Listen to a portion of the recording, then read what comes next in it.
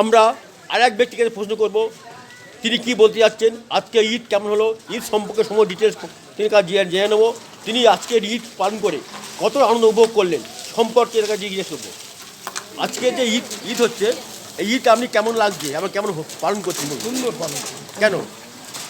ভালো, আমাদের প্রতি বছর ন্যায় করা হয় যে সেই রকমভাবে করা হয়েছে। এবছর আপনাদের কুরবানি তো হয়নি, তো কতটা কুরবানি আনন্দ হয়নি, তবে কুরবানি সরকার বারণ করেছে, আমরা তাই সরকারের কথা রেখে সরকার বারণ করেছে। সরকার যেরকম বারণ করেছে আমরা করব না।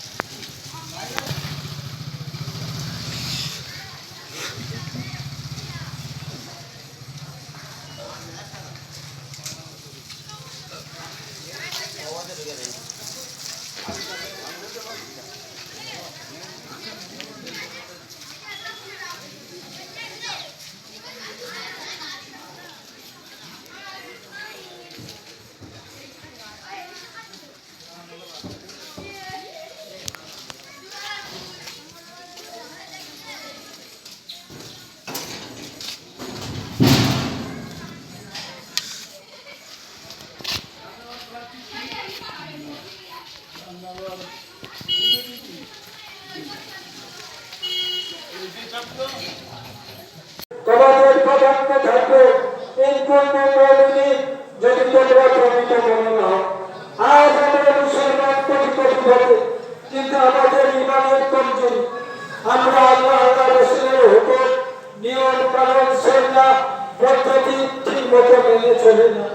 আমরা আমরা মুখে বলি হ্যাঁ মুসলমান হ্যাঁ, खुदा की कसम घर में कुरान है लेकिन कुरान नहीं।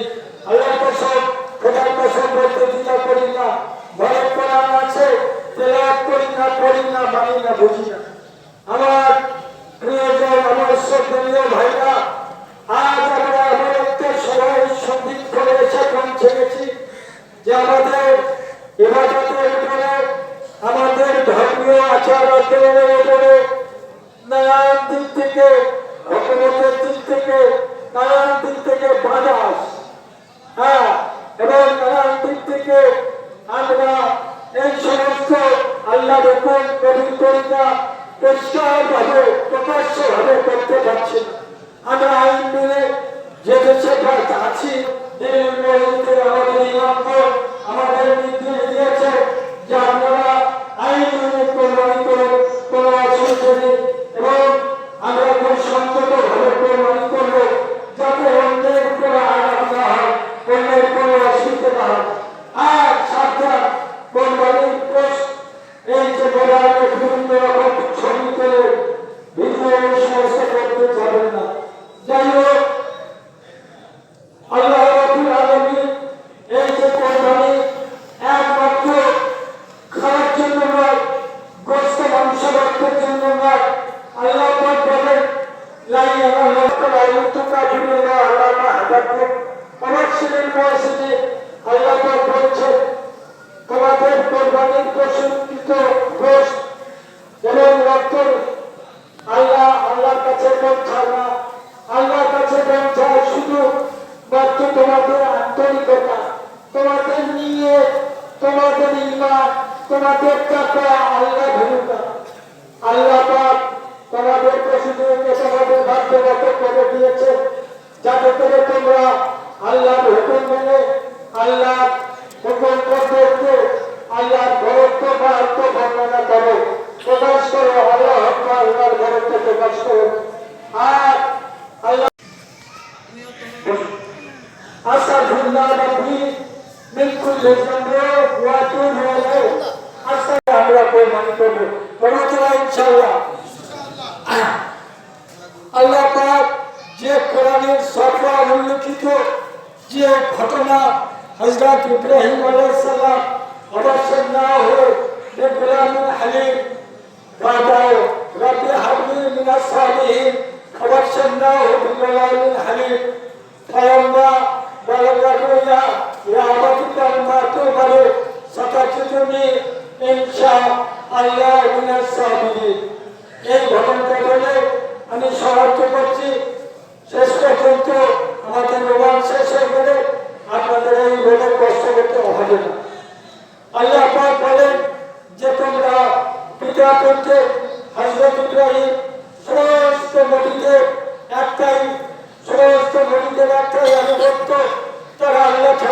হুকুম মানে না। বিশ্ববাসীর যদি আল্লাহর খেলাফ চলে, সারা নদীর মণিপুরে এসেছিল, তখন তার মান্যওয়ালা একজন কেউ থাকতেন না। তিনি আল্লাহর কথা বলতেন, তিনি কলমার দাওয়াত দিতেন, লা ইলাহা ইল্লাল্লাহ, রাজস্বের ব্রাহ্মণদের একমাত্র বাচ্চ, একমাত্র রব আল্লাহ। তোমরা আল্লাহকে মেনে নাও, তোমরা আল্লাহকে ভয় করো, তোমরা আল্লাহর উপাসনা করো, তোমরা আল্লাহর ইবাদত করো। আল্লাহ পাক সমস্ত নবীদেরকে পরীক্ষা নিয়েছিলেন, সমস্ত নবীরা আল্লাহর পরীক্ষাতে উত্তীর্ণ হয়েছিলেন। তার কারণ নবীদের এমন শিক্ষা আল্লাহ দিয়েছিলেন যে তারা এগিয়ে থেকে ওদিকে টাইমে পড়ে, কোটের নিচে কোটের দিকে চাইতেন না, কেবল আল্লাহর কোনো চাইতেন যে আল্লাহ কি সে রাজি হয়। তাই ইব্রাহিম নবীকে পরীক্ষা করার জন্য আল্লাহ পাক বললেন, ইব্রাহিম তুমি তোমার ছেলেকে জন্ম করো, তুমি তোমার ছেলেকে জন্ম করো। স্বপ্ন দেখে ইব্রাহিমকে দেখালেন, উনি ওনার ছেলের জন্ম করার জন্য আদিষ্ট হলেন। প্রত্যুষে হযরত ইসমাইল যখন কাজে বয়স প্রাপ্ত, এই 10 থেকে 13 বছর বয়সে উপনীত হলে, ছোটাছুটি করার বয়স, তখন প্রিয় পুত্রকে থেকে বলছেন, আমার পিতা, আমার প্রিয় পুত্র, আমি আল্লাহ থেকে আদিষ্ট হয়েছি, আমি তোমাকে পরিহার করব। ছেলে কোন রকম বিরোধ না হয়ে খুশি খুশি আনন্দে আপ্লুত হয়ে গেছে। আমার পিতা মাত্র মানে সাথে চিঠুনি ইনশাআল্লাহ মিনাসব। হে আমার প্রিয় বাপ, হে আমার প্রিয় আব্বা, আপনি জেনে রাখুন এটা আল্লাহর হুকুম। আপনি আপনার আল্লাহর হুকুমকে আদেশটাকে আপনি পালন করুন, অবশ্যই ইনশাআল্লাহ আমাকে ধৈর্যশীলদের মধ্যে পাবেন। তখন হযরত ইব্রাহিম ছেলেকে নিয়ে সুদূর মিনার বদর প্রান্তরে নিয়ে গেলেন, জনমানুষের জায়গায় নিয়ে গেলেন, গিয়ে ছেলেকে শুয়ে দিলেন, চোখ বেঁধে ছুরি চালালেন। ছুরি চালানোর পর আল্লাহ পাক খুশি বললেন, ইব্রাহিম আমি তোমার ছেলের প্রতি সন্তুষ্ট হয়েছি, খুশি হয়েছি। তুমি আমার আদেশ উত্তীর্ণ হয়েছে, তুমি পরীক্ষায় উত্তীর্ণ হয়েছে, সফল হয়েছে। সেই পিতা পুত্রের অনুরোধে যে অপরিচিত ত্যাগ, সেই ত্যাগের ত্যাগের ইব্রাহিম। তাই হযরত আনাস রাদিয়াল্লাহু তাআলা আনহু উনি বলছেন, ইয়া রাসূলুল্লাহ সাল্লাল্লাহু আলাইহি ওয়াসাল্লাম, এই ঈদুল আযহার তাৎপর্য কি? ঈদুল আযহা وقال أصحاب النبي صلى الله عليه وسلم يا رسول الله ما أجره قال رسول الله صلى الله عليه وسلم سنة أبيكم إبراهيم عليه السلام। তখন সাহাবারা জিজ্ঞাসা করলেন, ইয়া রাসূলুল্লাহ, এই ঈদুল আযহা কোরবানির তাৎপর্য কি আমাদেরকে বলে। রাসূলুল্লাহ সাল্লাল্লাহু আলাইহি ওয়াসাল্লাম ইরশাদ করলেন, কোরবানি হলো তোমাদের পিতা হযরত ইব্রাহিম আলাইহিস সালামের সুন্নাত বা তরিকা। মুসলমানদের পিতা হলো হযরত ইব্রাহিম আলাইহিস সালাম, সমস্ত মানব জাতির পিতা হলো হযরত আদম আলাইহিস সালাম। এখানে পেরেশান ফিতনার হাত থেকে আমাদেরকে বাঁচাও। সমস্ত আসমানি ফিতনা, আসমানি বলা, দুনিয়াবি বলা, মাটির বলা, পানির বলা, বজ্রতে বলা থেকে আমাদের হেফাজত করো। সকল মুসলমানকে ভ্রাতৃত্ববোধ, সহানুভূতি, একে অপরের প্রতি দরদি সহানুভূতি হওয়ার তৌফিক দাও।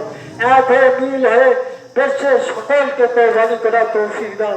আয় আল্লাহ, আপনার প্যারা হাবিবের আলে ভয়ে প্যারা হাবিব আল্লাহ को अल्लाह যত আম্বিয়া সালাম, খাস করে হুজুর পুলিশের সরকার দরজা সোনার মদিনা, এই দোয়া, এই সালাম, এই দরুদ পৌঁছে দাও।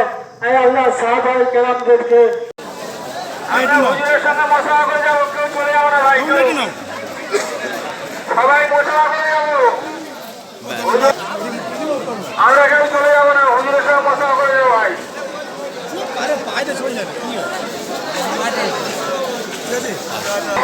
মশলা করে যাবো ভাই, হুজুরের সঙ্গে মশলা করে যাবো, কেউ চলে যাবো না।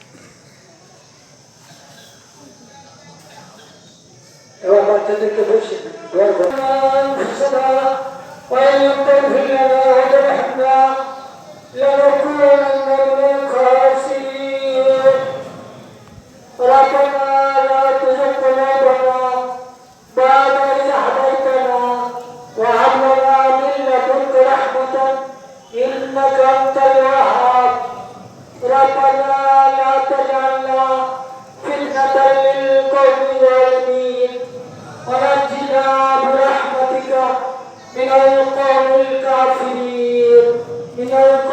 الكافرين ونجنا برحمتك من القوم المشركين ونجنا برحمتك من القوم الظالمين ونجنا برحمتك من القوم المفسدين فصل عليه كل شيء بحرمة سيد الأبرار سهل بفضلك يا عزيز جزا الله عنا محمدا صلى الله عليه وسلم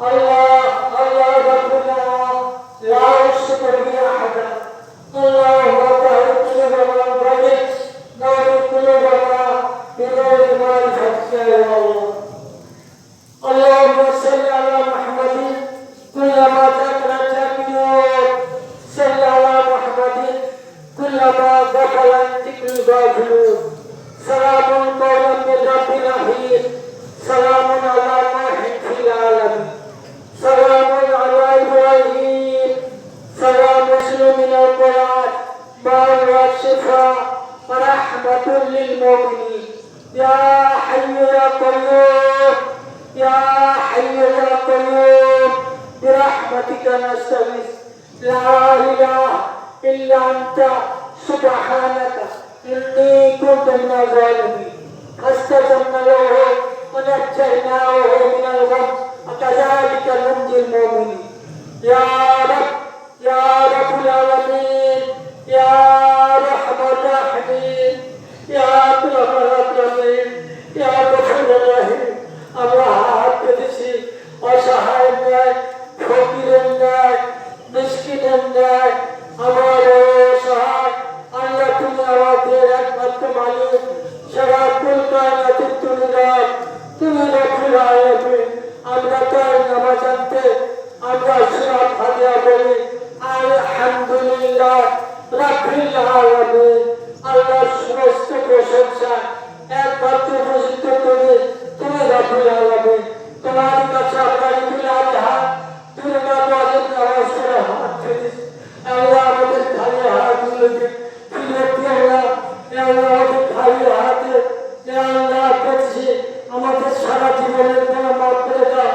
বিগত জীবনের গুনাহ মাফ করে দাও জানা প্রকাশ্য বছর রাতের দিনে যাবতীয় যত অন্যায় অপরাধ করে নাফরমানি করে তোমার হুকুম নাফরমানি করে তোমার হাবিবের তরিকা ছেড়ে দিই আল্লাহ জেনে বুঝে অজ্ঞানে অবুঝে শয়তানের পায়ে ধোকায় আল্লাহ তুমি ক্ষমা করে তুমি তো গফুর রহিম আমরা তওবা করছি ঈদগাহ ময়দানে আমাদের তওবা কবুল করো আমাদের ক্ষমা করো আর আগামীতে গুনাহ না করার তৌফিক দাও আল্লাহ গো মজবুত করে দাও আমাদের তাকওয়া দাও আমাদের একতাবদ্ধ হয়ে ঈমান ইসলামের রুজিকে ধরার তৌফিক দাও পেয়ারা হাবিবের সুন্নাত ছেড়ে দিস সেই সুন্নাতকে আঁকড়ে ধরার তৌফিক দাও লান তাদিল্লানি ওয়ালা তাদ তোমরা যতক্ষণ কোরআন হাদিস আঁকড়ে ধরো তোমরা কবুল করো আয় আল্লাহ আজকের এই মাঠ ঈদগাহ মাঠকে আমরা হাসনের মাঠ মনে করছি আরাফাতের মাঠে হাজিদের সঙ্গে হাত পেতেছি মিনার ময়দানে হাজিদের উচ্ছিষ্ট আল্লাহ আকবার ধ্বনির সঙ্গে হাত পেতেছি লাব্বাইক আল্লাহ হাজির আল্লাহ বলো তোমার কাছে হাজির আল্লাহ হাত পেতেছি আমাদের নামাজ কবুল করো আমাদের কোরবানিগুলোকে আল্লাহ তুমি কবুল করো আমাদের আন্তরিক তাকওয়াকে তুমি কবুল করো আর আমাদেরকে ঈমানি দিক থেকে ঠিক করে দাও আমাদের ইসলামের উপর দাঁড়াবার তৌফিক দাও সবাই দাঁড়াবার তৌফিক দাও যাতে করে আর আমরা নামাজ না ছাড়ি ঈমান ইসলাম না ছাড়ি গুনাহ থেকে বাঁচার তৌফিক দাও হালাল হারাম তমিজ করে চলার তৌফিক দাও আয় আল্লাহ সারা পৃথিবীতে যত মুসলমান, যত নরনারী দুনিয়া ছেড়ে কবরবাসী চলে গেছে, কবরবাসী হয়ে গেছে, তাদের প্রতি রহম করে ক্ষমা করে দাও, তাদের মাফ করে দাও, তাদের জান্নাতবাসী করে দাও। সেই সঙ্গে আমরা এই ঈদগাহ ময়দানে যত আমরা হাত পেতেছি, আমাদের কারোর আব্বা, কারো আব্বা মা, না দাদি, না নানি, আত্মীয় স্বজন, ভাই ব্রাদার, ছোট বাচ্চা, কোলের বাচ্চা, যারা আমরা হারিয়েছি, যারা দুনিয়া ছেড়েছে, আশীর্বাদমুখী হয়েছে, কবরে শুয়ে গেছে, তাদের প্রতি রহম করে ক্ষমা করে দাও, তাদের জান্নাতের কীর্তি তাদের কবরে পৌঁছে দাও। আজকের ঈদে সম্প্রীতি বার্তা কি দিলেন? হ্যাঁ, আমরা মুসলমান, যেমন আমরা আল্লাহর হুকুম পুঙ্খানুপুঙ্খভাবে মেনে চলি, দেশের হুকুম, হুকুমতের হুকুম, হ্যাঁ, দেশের যিনি শাসক তাদের হুকুম অনুরূপভাবে আমরা মেনে চলি। তাই আমরা আইন কানুন মেনে, আমরা যেমন নামাজ পড়েছি এরকম আইন কানুন মেনে আমরা আমাদের ধর্মীয় বিধান আমরা কোরবানি করছি। আজকে কি কুরবানি হওয়ার কোনো আছে আশা প্রকাশ করছেন? হ্যাঁ, আজকে কুরবানি কি হবে? হ্যাঁ, আজকে যেগুলো কোরবানি করার দরকার সেই সমস্ত ছাগল, ভেড়া ইত্যাদি আমরা কোরবানি করব, যা বিধিবিধি নিষেধ নেই সেইগুলো আমরা কোরবানি করব। গত বছর তুলনায় এবছর কেমন আনন্দ পাচ্ছেন? একই আনন্দ, তার থেকে আরও বেশি। তার কারণ আমাদের তো আল্লাহ আছে, আল্লাহ তো সবার ওপরে, আল্লাহ রেখেছেন, আমরা সবাই আল্লাহর কাছে চলে যাব। তাই আমাদের কোনো যে সারা পৃথিবী জুড়ে যদি আল্লাহর বিরুদ্ধে হয়, আমরা আল্লাহর বিরুদ্ধে যাব না। এই আজকের এই মসজিদে কত মুসলিম নামাজ পড়লেন? হ্যাঁ, প্রায় 5,000, প্রায় 5,000, হ্যাঁ, প্রায় 5,000। আচ্ছা, এমতো অবস্থায় এই যে কত গ্রাম থেকে এসছে এরা নামাজ পড়তে? এরা মোটামুটি বিভিন্ন গ্রাম থেকে এসেছে, তবে এটা খাড়ি গ্রাম থেকে সমস্ত পাড়া মহল্লা থেকে এসেছে। আমার নাম ও পরিচয়? আমার নাম মৌলানা লুৎফুর রহমান মোল্লা। আমার পরিচয় এই সুন্দরবন মাদ্রাসা জাকারিয়া মনিরুল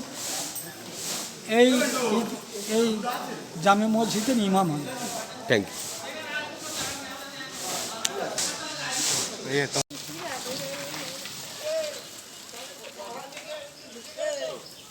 দেখো সারিয়া, এই মুহূর্তে উপস্থিত আছি খাড়ি শ্রীনগরে। আজকের চলছে ঈদ উপলক্ষে খাড়িঘাটে। এখানে দেখতে পাচ্ছি একদম সুন্দরবন মাদ্রাসা জাকারিয়া মসজিদুল উলুমে আজকের প্রায় 5,000 মুসলিম ব্যক্তিরা নামাজ পড়লেন। তার পাশাপাশি দেখতে পাচ্ছি যে আজকের পশ্চিমবঙ্গে সরকারের আইন অনুযায়ী তারা তারা কোনো কিছু যে কুরবানি দেওয়ার কথা ছিল সেটা দেওয়া বন্ধ করে দিয়েছে। শান্তিপূর্ণভাবে তারা ঈদ পালন করলেন, সবাই নামাজ পড়লেন, নামাজ পড়ে যে যার বাড়ি ফিরে গেলেন। কারণ যেরকম সরকার ঘোষণা করেছেন এবছর ঈদে কোনো কিছু আড়ম্বর করা চলবে না, সেই অনুযায়ী তারা সেই কথা মনে রেখে আজকে তারা এই ঈদ সাড়ম্বরে পালন করলো। তারা প্রতি বছর তুলনায় এবছর খুবই শান্তিপূর্ণভাবে আনন্দ সহকারে পালন করছে বলে তারাই বললেন। কিন্তু দেখতে পাচ্ছি পাশাপাশি আজকের এই খাড়িঘাটে যে সমস্ত মুসলিম সম্প্রদায় মানুষরা এসেছেন, বিভিন্ন গ্রাম থেকে এসে আজকের নামাজে যুক্ত হলেন। নামাজ পড়ার পর তারা কি বললেন সে সম্পর্কে তাদের কাছে আমরা বিস্তারিত শুনে নেব।